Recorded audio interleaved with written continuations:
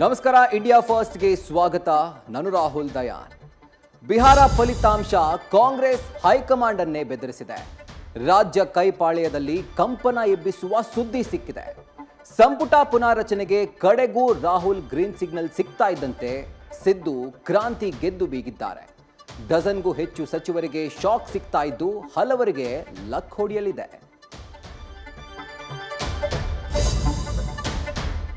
ನಾ ಭೂತೋ ನಾ ಭವಿಷ್ಯತಿ.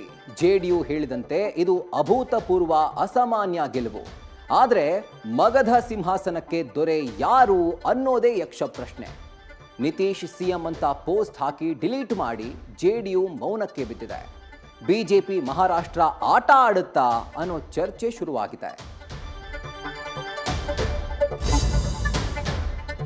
ದೇಶದ ಹೃದಯಕ್ಕೆ ಇರಿದ ವೈಟ್ ಕಾಲರ್ ದುಷ್ಟಕೂಟ ಮೆರೆದ ಅಟ್ಟಹಾಸ ಮರೆಯಲಾಗ್ತಿಲ್ಲ. ಸತ್ತ ಮೇಲೂ ಸೈತಾನ್ ಪಡೆ ನೆತ್ತರು ಹರಿಸಿದೆ. ಉಗ್ರ ವೈದ್ಯರಿಂದ ವಶಕ್ಕೆ ಪಡೆದಿದ್ದ ಸ್ಫೋಟಕ ಬ್ಲಾಸ್ಟ್ ಆಗಿದೆ. ಶ್ರೀನಗರದ ನೌಗಮ್ ಠಾಣೆಯಲ್ಲಿ 9 ಸಿಬ್ಬಂದಿ ಬಲಿಯಾಗಿದ್ದು ಮೃತರ ಕುಟುಂಬಸ್ಥರು ಕಣ್ಣೀರಿಟ್ಟಿದ್ದಾರೆ.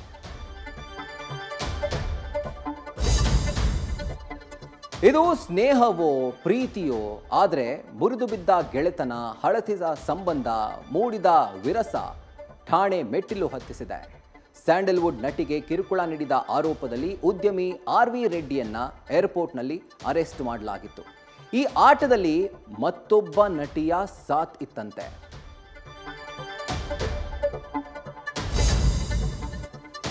ವೃಕ್ಷ ಮಾತೆ ಸಾಲು ಮರದ ತಿಮ್ಮಕ್ಕ ಪ್ರಕೃತಿ ಮಾತೆಯಲ್ಲಿ ಲೀನರಾಗಿದ್ದಾರೆ. ಬೆಂಗಳೂರಿನ ರವೀಂದ್ರ ಕಲಾಕ್ಷೇತ್ರದಲ್ಲಿ ಗಣ್ಯರು ಅಂತಿಮ ದರ್ಶನ ಪಡೆದರು.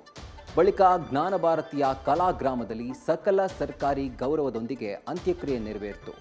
ಸ್ಮಾರಕ ನಿರ್ಮಾಣಕ್ಕೆ ಪುತ್ರ ಮನವಿ ಮಾಡಿದ್ರು.